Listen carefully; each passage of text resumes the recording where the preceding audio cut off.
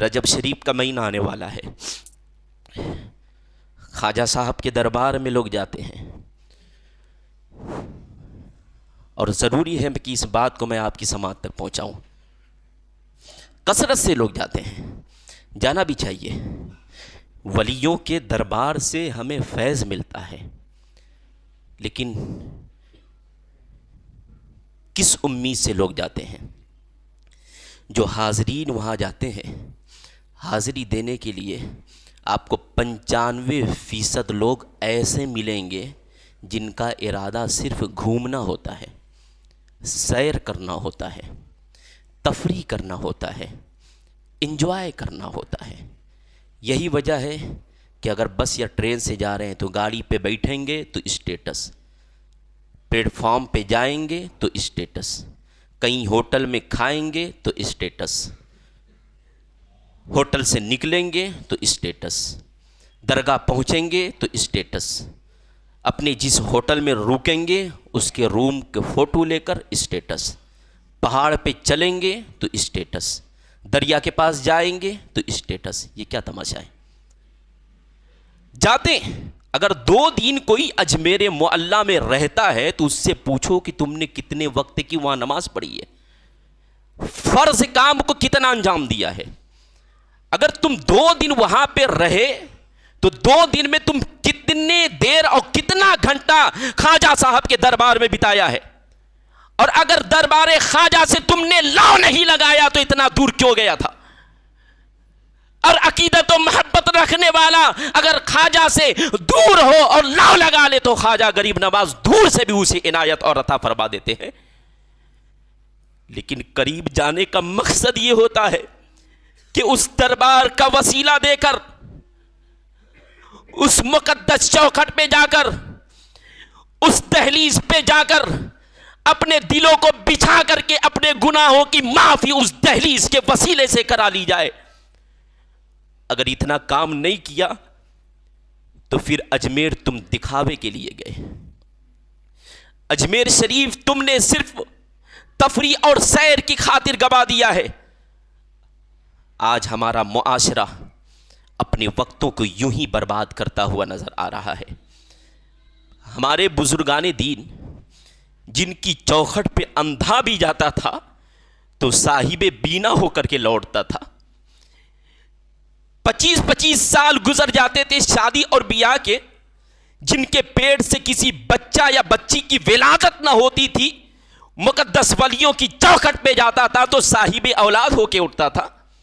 کوئی بے مراد جائے تو صاحب مراد ہو کر کے آئے, کوئی بے علم جائے تو صاحب علم ہو کر کے آئے, کوئی بے نمازی جائے تو نمازی بن کر کے آئے, کوئی بے ادب بے اخلاق جائے تو با ادب با اخلاق بن کر کے آئے. لیکن آج ہمارا معاشرہ جس کنڈیشن میں جاتا ہے اسی کنڈیشن میں واپس ہو جاتا ہے, کیونکہ اس کی دل کی نیت درست ہونے کی ہوتی ہی نہیں. اگر کوئی اس نیت کے ساتھ جائے کہ ہم دربار غریب نواز سے اخلاق مندی کا تحفہ لے کر آئیں گے, نماز کے پابندی کا تحفہ لے کر کے آئیں گے, کردار کا تحفہ لے کر کے آئیں گے, ادب و احترام کا تحفہ لے کر کے آئیں گے, علم کا تحفہ لے کر کے آئیں گے, ماں باپ کی فرما برداری کا تحفہ لے کر کے آئیں گے, تو ضرور خواجہ غریب نواز اسے عنایت فرمائیں گے. اللہ رب العزت اپنے ان محبوب بندوں کے ذریعوں سے تمہیں اخلاق بھی عطا فرمائے گا, آداب بھی عطا فرمائے گا, نماز کی پابندی بھی عطا فرمائے گا, صوم و صلات کی پابندی بھی عطا فرمائے گا. عزیزان گرامی وقار, پھر کتنے تو ایسے بھی ہوتے کہ گھر میں رہ کر جنہوں نے اپنے بھائیوں سے جھگڑا کیا, گھر میں رہ کر جس نے اپنے والدین سے طعن و تشنیع کی, گالی گلوچ کیا, پھر وہ چوکھٹ پہ اللہ کے ولی کے جا رہا ہے, کبھی وہ بامراد نہیں لوٹ سکتا. اس وقت اگر تمہاری سب سے بڑی دہلیز ہے تو وہ تمہارے ماں باپ کے قدم ہے, کیونکہ اگر ماں باپ راضی نہیں ہے تو اللہ کا ولی کیا رب بھی تم سے راضی نہیں ہو سکتا ہے. کیونکہ میرے رسول نے ارشاد فرمایا کہ رضا الرب فی رضا الوالدین و سخط الرب فی سخط الوالدین, کہ اللہ کی رضامندی ماں باپ کی رضامندی میں ہے اور اللہ کی ناراضگی ماں باپ کی ناراضگی میں ہے. عزیزان گرامی وقار, تو تو اس معظم اور مقدس چوکھٹ پہ جانے سے پہلے اپنے دل میں کچھ نیتیں تو لے کر کے جائیں کہ میرا دل پاک ہو، میرا قلب صحیح ہو، میرے ذہن و دماغ درست ہو جائیں۔ صرف اس لیے جانا کہ صرف ہمارے پاس پیسہ آ جائے، صرف ہمارے پاس مال اور دولت آ جائے؟ مال اور دولت نہیں، دین کی دولت کے لیے اللہ کے ولی تشریف لاتے ہیں۔ اور اگر دنیاوی مال اور دنیاوی دولتی کی خاطر جاؤ تو تمہیں وہ دولت بھی بظاہر عطا ہو جائیں گے، لیکن اس دولت سے تم کوئی چیز عزت و عظمت کا خیال نہیں کر سکتے ہو۔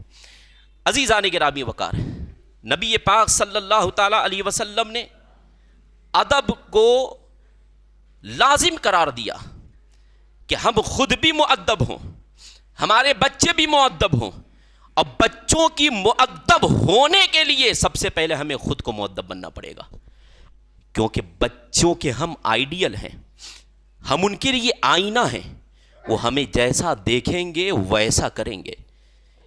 اس لیے پہلے کے زمانے میں جس طرح جمعہ میں بھیڑ ہو رہی ہے نمازیوں کی، اس طرح فجر میں بھیڑ ہوتی تھی، کیونکہ وہ فجر میں اٹھ کر کے نماز کے لیے آتے تھے تو اکیلے نہیں اپنے بچوں کو ساتھ لیتے آتے تھے۔ لیکن بچے کیسے آئیں گے جب باپ ہی سویا رہے؟ عزیزان گرامی وقار، تو ہم نے جب ادب صلاۃ کو ترک کر دیا، یعنی نماز کے آداب کو ترک کر دیا، عبادت کے آداب کو ترک کر دیا، تو ہم پھر کس چیز کی امید میں پڑے ہوئے ہیں؟ ہمیں چاہیے کہ ہم اپنے اندر ادب کو پرو کر کے اس کے اندر ڈالنے کی کوشش کریں، تبھی ہمارے آنے والی نسلیں مؤدب پیدا ہوں گی۔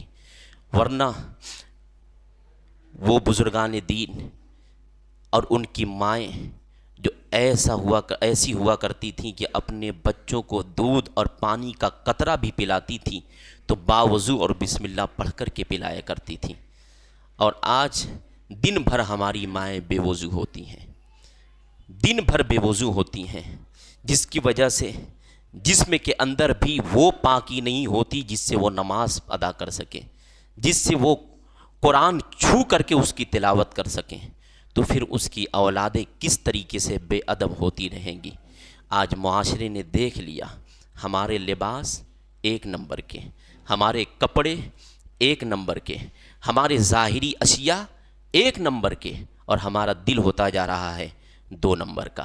اس لیے دل اگر 1 نمبر کا ہوگا تو ظاہری لباس اگر دیکھنے میں کم قیمت بھی ہوگا تو اس لباس کی بڑی قدر و قیمت اسلام میں ہوتی نظر آئیں گی۔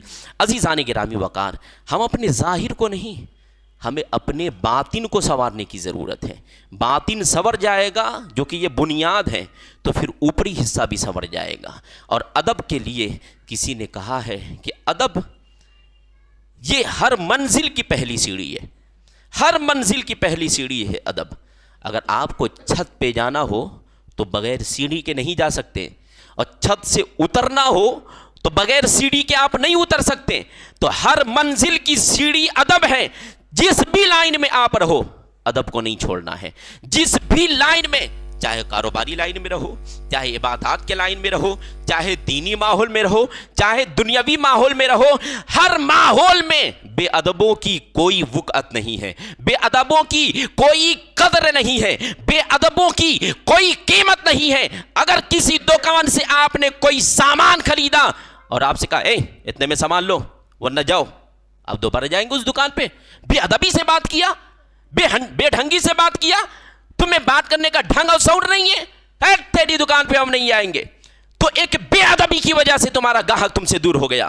تو اگر ہم نماز میں بے ادبی کرتے رہیں، ہم دین میں بے ادبی کرتے رہیں، ہم معاشرے میں بے ادبی کرتے رہیں، اس بد اخلاقی اور بے اخلاقی بنا پر ہماری کوئی وقت نہیں ہوگی، ہمارا کوئی قدر نہیں ہوگا، ہماری کوئی عزت نہیں ہوگی، ہم سے کوئی دل جمعی سے کلام کرنے والا نہیں ہوگا۔ بات چیت کرنے میں بھی ادب ہے، گفتگو کرنے میں بھی ادب ہے، چلنے پھرنے میں بھی ادب ہے، کھانے پینے میں بھی ادب ہے، تجارت کرنے میں بھی ادب ہے، سامان لینے میں بھی ادب ہے، سامان خریدنے میں بھی ادب ہے، سامان بیچنے میں بھی ادب ہے۔ ہر موڑ پر، ہر سمت پر، ہر زاویے پر، ہر نقطۂ نظر سے ادب کو ایک اول درجہ دیا جاتا ہے۔ اس لیے ہمیں ادب کو لازم رکھنا ہے، ہمیں سرخوئی سے پیش آنا ہے، ہمارے اندر مزاج طرفی لانے کی ضرورت ہے، مزاج میں سکون اور اطمینان لانے کی ضرورت ہے، کج کلامی سے ہمیں دور رہنے کی ضرورت ہے، جھوٹ اور غیبت سے ہمیں دور رہنے کی ضرورت ہے۔ ادب کی پہلی سیڑھی یہی ہے کہ ہم اس ادب کے ذریعے سے ہم معاشرے میں بڑا مقام اور بڑا رتبہ حاصل کر سکتے ہیں، اور ادب کے ذریعے سے ہمارا معاشرہ تیزی سے پھیل بھی سکتا ہے۔ پہلے کے لوگ جو غیر مسلم بھی افراد ہوتے، اگر بددین بھی ہوتے تو صاحب دین کے ادب کی بنا پر ان کے اندر اسلامی جذبہ پیدا ہو جاتا تھا، جس کی وجہ سے بہت سارے ایسے معاملات ہوئے کہ صحابہ، تابعین، فقہاء، علماء اور مسلمانوں کے ادب کو دیکھ کر کے بے دینوں نے کلمہ پڑھا ہے۔ لیکن آج ہمارے اندر وہ ادب نہیں رہا۔ اللہ رب العزت ہمیں نبی پاک صلی اللہ علیہ وسلم کے ادب کا ایک جز عنایت فرمائے۔ استغفر اللہ العظیم، استغفر اللہ رب البرایا، ونستغفر اللہ من الخطایا، وما علینا الا البلاغ۔